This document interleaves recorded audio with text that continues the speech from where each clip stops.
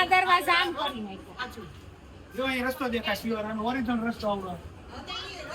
હા યો આ જોરથી અહીંયા આ રૂમ જ અહીંયા છે. આ રસ્તો હાલ ખુલે એ ખોલી નાખશો અત્યારે કે હું બહુ છે પછી ગંડરો આ રસ્તો અહીંયા આ જ છે ને રૂમ અહીંયા છે.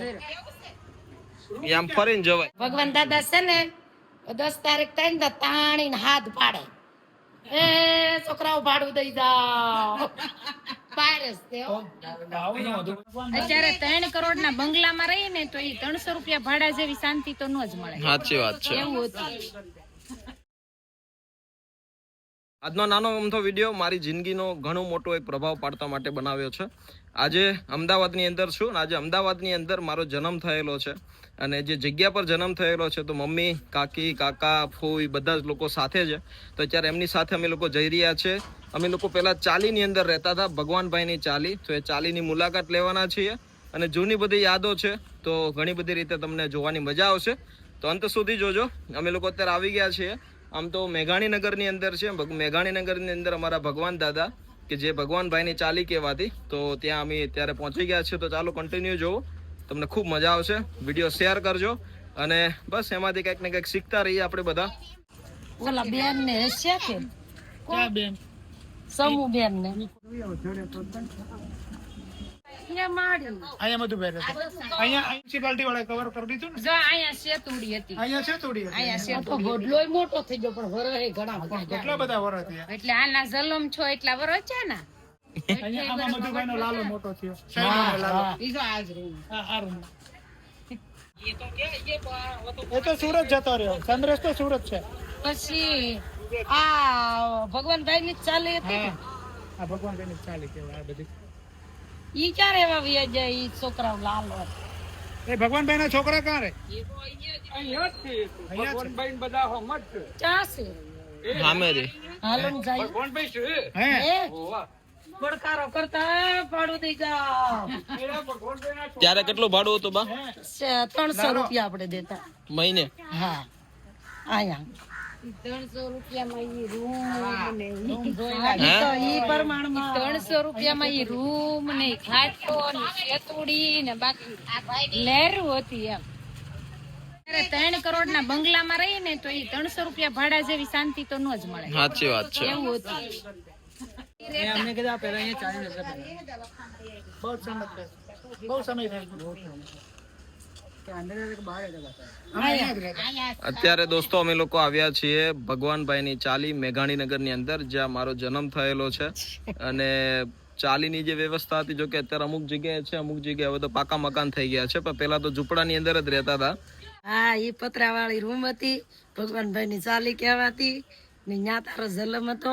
હું આયલી હાલીને દવાખાને ગઈ હતી. કેવો દવાખો હતો એમ. અમારા ફોઈ પણ હારે છે. ફોઈ શું કહેશો તમે? પણ સઠી કરવા ફૂઈ જ હતા. છઠ્ઠી તારીખ અમે જ કરી બેટા. એમને આવતા બધા જોડે બહુ રહેતા.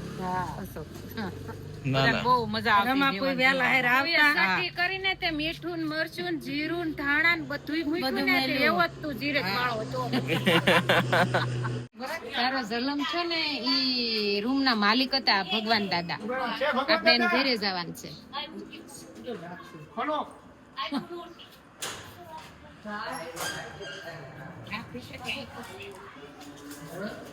અચ્છા અહીંયા ઓળખો કે નહીં ઓળખતા? તો ઓળખાણ પડી જશે. બેસો.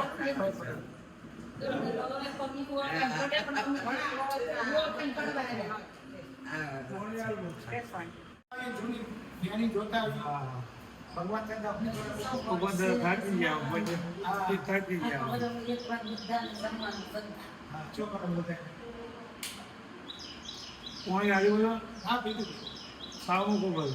આના દરવાજા આમ કરી નાખ્યો.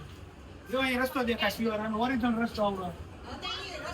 હા યો આ જોરથી અહીંયા આ રૂમ જ અહીંયા છે. આ રસ્તો હાલ ખુલે એ ખોલી નાખશો અત્યારે કે હું બહુ છે પછી ગંડરો આ રસ્તો અહીંયા આ જ છે ને રૂમ અહીંયા છે.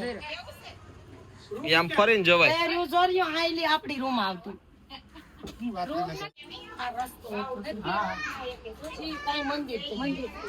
આ જ છે એટલે રસ્તો તમે રહેતા ને ને આ હતી ને એક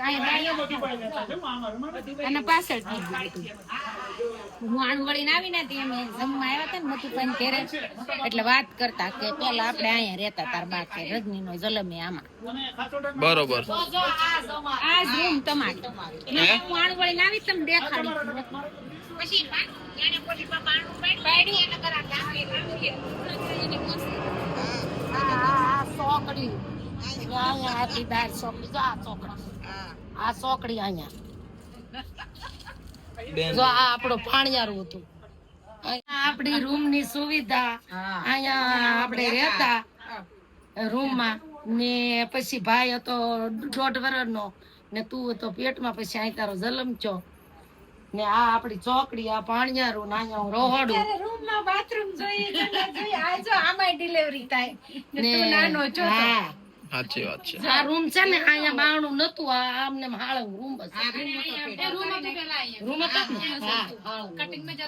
મોટી હતી એટલે કટિંગ આ આપણી સુવિધા રસ્તો નહીં હતો રસ્તો રસોડું કેવું આ જ રૂમની અંદર મારો જન્મ થયેલો છે ભગવાનનગરની ચાલી મેઘાણીનગર અમદાવાદની અંદર અને આજથી 28 વર્ષ થયા છે આ વાતને અને ત્યારે 300 રૂપિયા ભાડું હતું. આ જ રૂમ આ જ કન્ડિશન થોડુંક અમતું ફેરબદલ થયું છે. ચોકડી આખી સીધી થઈ ગઈ છે. આ સુવિધા તો આ હા હા એમાં રહેતા કેટલા હા ને એમાં બે ભાઈ તમે બે ગઢામાં દાદા આવતા કાકા ને હું ને 2-4 જણા તો જમવામાં હતા ગોબરભાઈ ને મારો ભાઈ કુકો ને તોય સારું લાગતું મજા રહેતા એટલા બહુ જીવન જીવવાની મજા પણ એ જ મજા છે હું કહું અને એટલે માટે જ કે હજી જૂનું કઈ ભૂલ્યા નથી એ જ મજા છે. તો શું કહેશો બા આજે જૂની જગ્યા પર આવીને તમે? જૂની જગ્યા ઉપર આવીને તો આપડી અહીંયા રહ્યા આપણે 5 વર્ષ બરોબર. પછી તમે બે ભાઈ અહીંયા મોટા જ્યાં રમ્યા પછી પાછા આપણે બીજે જગ્યા બદલા બરોબર. ના 2 રૂમ હતી ના અહીંયા આમ મંદિર હતું ને બધી રેતી ને કપચી ને બધી નાક ટલવાતી તે તમે આવે ટાઢો પર થાય ને ત્યાં તમે ના રમવા વયા જાવ બરોબર. એટલે પછી ઈ બધું યાદ આવે. અડાણ તારો એકલવ્ય એટલો વખ વચ્ચો છે ને તે મને તારું બાળપણ યાદ આવે. બરોબર સાચી વાત છે. હા કે આવો જ હતો. મીંદડું બેઠું હોય ગમે ને તેડી લે રમાડે ધૂળ સુથે ગાવું નીકળે જે થાય અને અમે શું કરતા ખબર 5 રૂપિયાના કાશ નાખતા હું તાર મમ્મી બે ને તમને જેમ રમવા દઈએ એમ અમારું કામ થતું હોય ને સાંજે નવરાવી નાખવાનું. અત્યારે મોબાઈલ આપી દે એટલો ફરક પડ્યો. એટલે આ વસ્તુ મતલબમાં એટલા માટે બતાવીએ છીએ કે ભાઈ હંમેશા જૂનું હંમેશા કહેવાય ને હોનું જોતું હોય છે. એટલે અહીંયા જન્મ થયેલો છે અને ઘણું બધું શીખવા મળ્યું છે અને આજે પહેલી વાર અહીંયા વ્યવસ્થા જોઈ બહુ આનંદ થયો કે પપ્પા મમ્મી દાદા દાદી બધા લોકો અહીંયા રહેતા હતા. તો ચાલો કાંઈ વાંધો નહીં, ભગવાને જાજુ આપ્યું છે, બસ આવી જ કુદરતની કૃપા રહે ને આવી જ રીતે આપણે સારા કામ કરતા રહીએ, બસ એ જ ભગવાનની પ્રાર્થના છે. ચાલો જોઈએ આગળ શું થાય છે. ભગવાન દાદા છે ને 10 તારીખ થાય ને તાણીને હાથ પાડે એ છોકરાઓ ભાડું દઈ જાઓ પાયરસ તે ચાલીમાં પેલો ચાનો વેપાર કરે છે ને ચાલે જાઓ છો ચાલે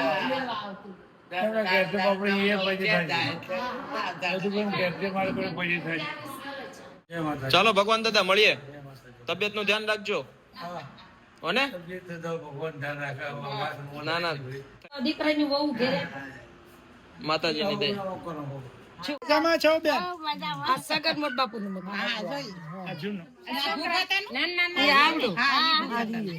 બાટલી લેવા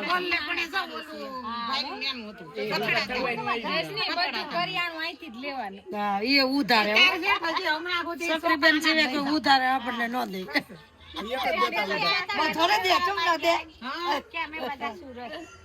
બસ નું વર્કશોપ અહીંયા કરી દીધું. વર્કશોપ પેલા અહીંયા લોકો બહુ બધા રહેતા અને અહીંયા ક્રિકેટ નું મેદાન હતું. અમે પણ અહીંયા મેચ રમેલા નાના હતા ને ત્યારે.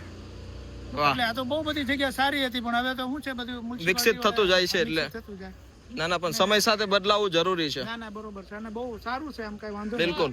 બેન નું દવાખાનું હતું બરોબર. એ સાલી માલી આયલી રસ્તો હતો બરોબર. તે મને આમ ઓલું છું ને પછી કઈ રિક્ષા તો તેદી કઈ ઓલી નથી, કોણ રિક્ષા લેવા જાય. પછી હું ને ગૌટામાં ને ઓલા મુક્તાબેન મરી જાય હાલી ને દવાખાને ગયા. બરોબર. મીરાબેન નામ, નશબેન નું નામ. પછી રાતે ફીટ 12 વાગે તારો જન્મ. તે મીરાબેને કીધું કે બેન તારે કાનુડો આવ્યો. લ્યો મેં મારે એક છોકરો તો હતો કોક, આ તો બીજો આવ્યો. તેથી મારે છોડી જોતી હતી. પછી તો હું કે હારું છું તે હસન મારે કાનુડો જ આવ્યો. ના, ભગવાનના આશીર્વાદ. નહીં, એ મીરાબેને કીધું ને એને મોઢામાં હાસુ નહીં સાચી વાત. કે તારે દીકરી કાનુડો જ આવ્યો એવું. એ દવાખાનું અહીંયા હતું? હા, રોડે હતું. ઓલે પણ દવાખાનું ઓલી બાજુ હતું? હા, બરોબર. દવાખાનું ભગીરથ નું કહેવાય. ઈ તો એમાં નોકરી કરતા. ના, ડોક્ટર સાહેબ કોણ હતા? મીરાબેન, મીરાબેન ડોક્ટર મીરાબેન હતા. હા, મોટા 5-7 પૂરા. રૂપાળા બહુ હતા કાંઈ. મને અહીંયા દાખલ કરી. ચાલો દોસ્તો, કાંઈ વાંધો નહીં. આજે ઘણું બધું જોવા, જાણવા, શીખવા મળ્યું છે. અને એટલું જ કહેવા માંગીશ વિડીયોના એન્ડમાં કે જીવનની અંદર પરિવર્તન થવું ખૂબ જરૂરી છે. જેટલું પરિવર્તન થશું, સ્થળાંતર થશું, એટલું પરિવર્તન થશે ને એ જ જીવનની સાચી દ્રષ્ટાંત છે. આપણે બધા લોકો શીખતા રહીએ, આગળ વધતા રહીએ અને આવી જ રીતે એકબીજા લોકોની મદદરૂપ થતા રહીએ. ભગવાનભાઈની ચાલીની અંદર જન્મથી લઈને આજે જીવનની આ સફર અહીં સુધી પહોંચી છે. તો ઘણું બધું શીખવાડતું હોય છે. સપોર્ટ આપતા રહેજો. વિડીયો ગમ્યો હોય તો શેર કરજો અને કોમેન્ટ જરૂર કરજો. જય માતાજી.